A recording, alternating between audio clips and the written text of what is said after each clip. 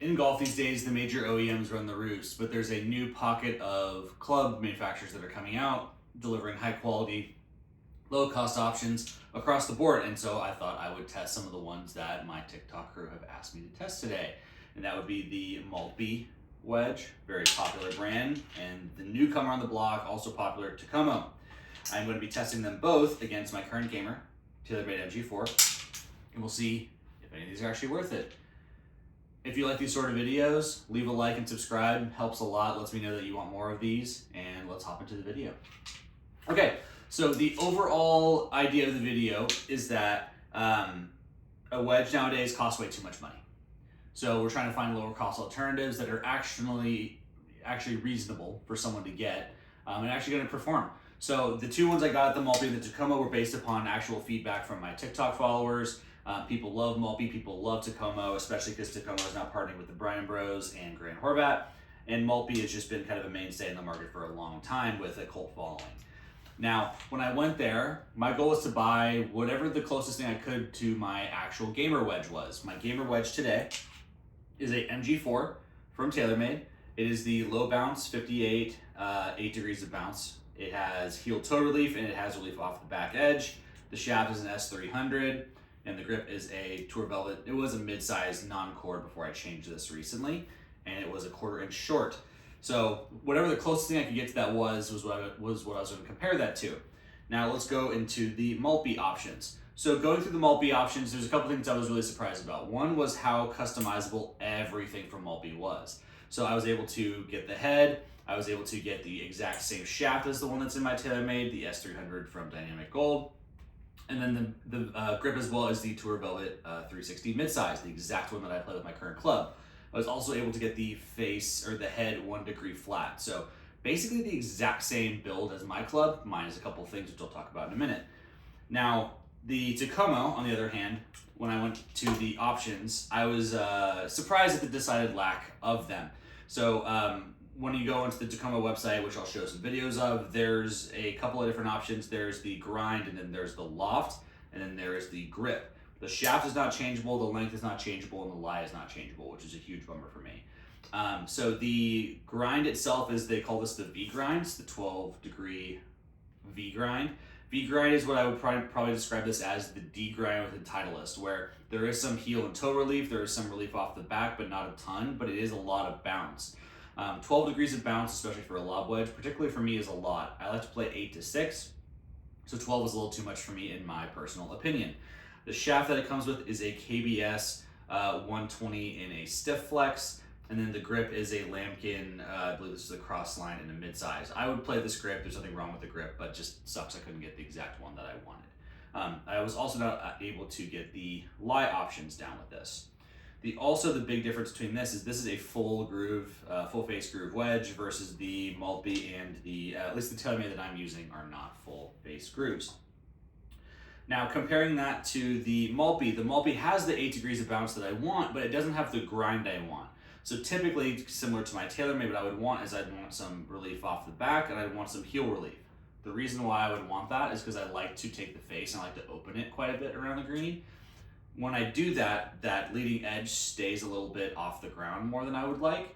And again, this is me talking about like my personal spec, but overall, this is closer to my actual build than I would want. All I need to do is just grind some of the heel and back off of it. Okay, then I'll talk about price. So price for these were all pretty similar except for obviously the OEM one. If I was to buy this OEM one today, which I can't, the equivalent would be the MG5, and the MG5 is gonna cost around $200. Probably about $215 shipped actually. The Takomo was about $133. I put the exact price and picture from my purchase order in there, and that was with no options. The thing that I felt kind of weird about the situation with buying it was when you go to the website, it says $99 for the wedge, and then they charge $30 for shipping. Now, anyone who does e-commerce knows that when you have the price of shipping that high for something, you're trying to incentivize people to put multiple wedges into an order, or you're trying to make margin on the order because it doesn't cost $30 to ship a wedge. I can tell you that right now. So that felt a little bit disingenuous to me. On the Maltby side, however, the pricing was pretty similar to the total purchase price of the Takomo, including shipping, But what I got to see was I got to see the head price, the shaft price, the grip price kind of all broken out, and it was super transparent, which I really liked to see. And then the shipping itself was, I think, $12. So I think the price was about $2 different from the Takomo. So with price being pretty equivalent, that was really interesting to see from my side. Now, when I took these both out onto the golf course, I took them both out. I played a full round with them as if I was playing this as my lob wedge, and I also spent time chipping, putting, or chipping, pitching, hitting out of bunkers, rough, etc. with all these. And I have a couple of comments on them. I'll start with the Takomo first. So to acknowledge the Takomo, the issues I have with it, this is not my shaft. So this club does not feel right to me when I swing it. And I can't tell if that's the head issue or if that is just the fact that the shaft is not my current version. But I just didn't like the way it felt. It just felt a little off to me. The thing I will also note is that both of these wedges are chrome, but if you'll notice, it's hard to tell maybe, but you can see any of the shine on this. There's a lot of glare that comes off this wedge, specifically in the sun. So, but that was a bit of a problem because I don't want to look into 1,000 burning lights of the sun whenever I hit a wedge shot or anything. So that was a little bit of a bummer. In terms of the wedge and how it played similar to a D-grind Vokey that I have in my bag in my 54 degree. If you like that, great. Not my personal preference with the lob wedge.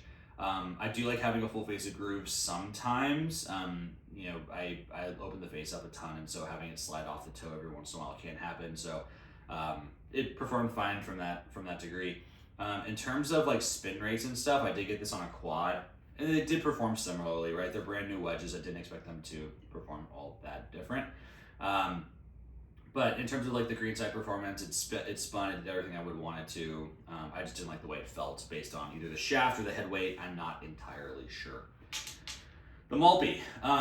So because I have the exact spec in terms of the grip, the shaft, and everything, this felt extremely similar to my gamer in terms of when I was doing full swings with it, when I was doing standard chips with it, all that fun stuff.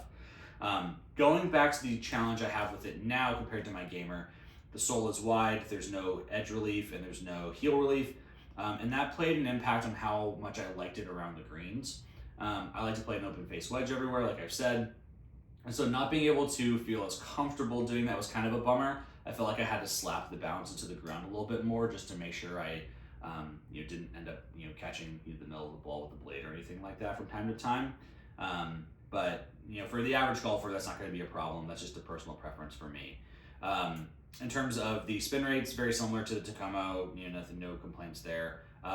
The shine on this, so there is shine on the chrome on the outside of the toe here, but this is actually a milled, more dulled looking face, so I don't get the same shine issues that I had with the Takomo, which was a positive in my book, so definitely glad to see that. But overall, I'd say performance for me actually goes to this wedge instead of the Takomo, so have to lean into that.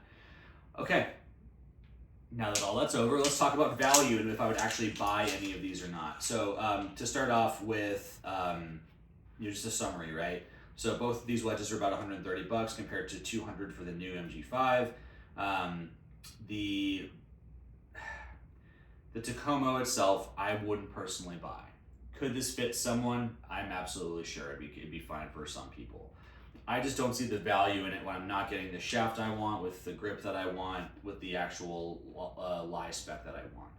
The fact that I was able to get with the Maltby the exact lie spec I wanted with the shaft, with the grip and everything, made it feel like it was actually my club versus just getting some bog standard off the rack thing shipped to me.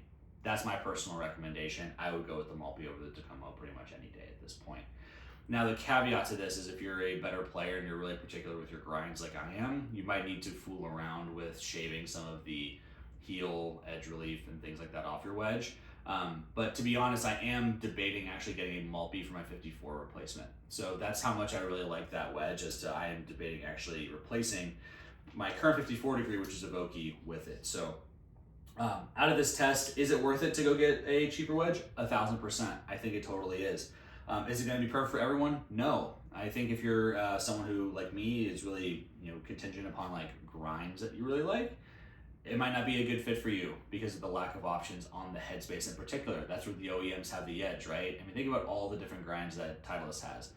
M, D, T, L, K, so many different grinds for so many different things, and you're more limited on this side. But for the average golfer who just wants to have a shaft that matches up with their irons and a grip and a length and a lie that makes sense, I think Maltby makes a ton of sense for people. So I would recommend the Maltby for sure, and probably we'll see one in my bag at some point in the near future. So if you like this video, please leave a like and subscribe. I want to do this more often, and the only way I can do that is if you guys follow me. So appreciate you guys watching, and I'll see you in the next video.